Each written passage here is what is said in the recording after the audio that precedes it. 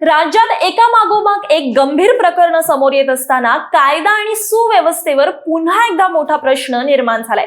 नाशिक मधील TCS कंपनीतील धर्मांतर प्रकरण असो, अशोक खरात प्रकरण असो अथवा परतवाडा आणि गोरेगाव ड्रग्ज प्रकरण, यामुळे राज्यात चांगलंच वातावरण तापलेलं पाहायला मिळतंय। यातच या संपूर्ण प्रकरणाच्या चौकशीसाठी मुख्यमंत्री तथा गृहमंत्री देवेंद्र फडणवीस यांनी थेट ऍक्शन मोडमध्ये येत गृह विभागाची तातडीची उच्चस्तरीय बैठक घेतली। या बैठकीत पोलीस महासंचालक, गृह विभागाचे वरिष्ठ अधिकारी आणि SIT प्रमुख उपस्थित होते। काल आणि आजच्या या घटनांच्या पार्श्वभूमीवर संपूर्ण तपासाची सखोल माहिती घेण्यात आली आणि पुढील कारवाईसाठी कठोर निर्देश देण्यात आले। ते निर्देश काय आहेत आणि कशा प्रकारे पुढची कारवाई होणार आहे ते या व्हिडिओच्या माध्यमातून जाणून घेणार आहोत। मात्र त्याआधी आमच्या प्राईम टाइम महाराष्ट्र या चॅनलला सबस्क्राईब करायला विसरू नका। सगळ्यात आधी राज्यात बहुचर्चित असलेलं प्रकरण ते म्हणजे भोंदूबाबा अशोक खरात। अनेक महिलांना आपल्या जाळ्यात अडकवून फसवल्याचे प्रकार सोशल मीडियावर उघडकीस आले, ज्यामुळे राज्यात आणि राजकारणात खळबळ उडाली।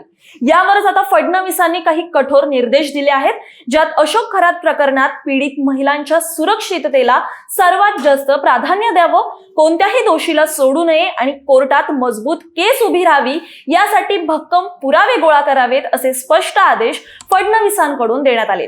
तसेच या प्रकरणात तपास अतिशय गंभीर आणि कसून व्हायला हवा असंही त्यांनी ठणकावून सांगितलंय। दुसरं म्हणजे उघडकीस आलेलं प्रकरण TCS।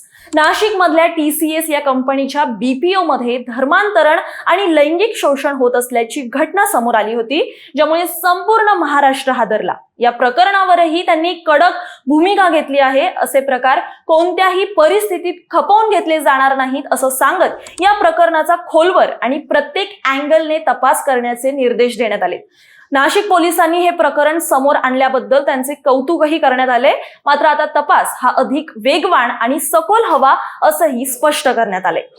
पुढे गोरेगाव ड्रग्ज प्रकरण, ज्यात एका लाईव्ह DJ कॉन्सर्ट मध्ये अनेक तरुणाई मोठ्या प्रमाणात ड्रग्ज विक्री आणि सेवन करत असल्याचा प्रकार उघडकीस आला। यावर बोलताना फडणवीस यांनी तरुणाईच्या भविष्यासाठी हे अत्यंत गंभीर असल्याचं सांगत ड्रग्ज विरोधात मोठ्या आणि कठोर कारवाया करण्याचे आदेश दिले।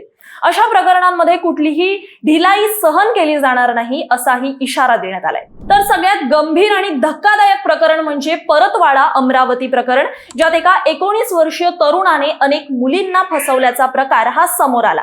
या परतवाडा प्रकरणात फडणवीसांनी पीडितांना विश्वास देऊन त्यांचे समुपदेशन करणे गरजेचे आहे असं सांगत समाजसेवकांची मदत घेण्याचे निर्देश देण्यात आले। पीडितांनी पुढे येऊन तक्रार करावी यासाठी सुरक्षित वातावरण निर्माण करण्यावर भर देण्यात आला आहे असंही फडणवीसांनी म्हटले।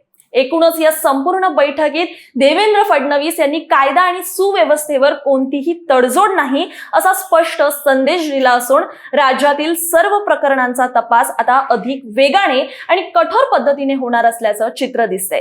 मात्र या सगळ्या घडामोडींवर, प्रकरणांवर तुमचं मत काय आहे? राज्यात कायदा आणि सुव्यवस्था ही कुठेतरी ढासळत चालली आहे का आणि आणखीन कठोर उपाययोजनांची गरज आहे का? याबद्दलचं तुमचं मत आम्हाला कमेंटमध्ये नक्की सांगा।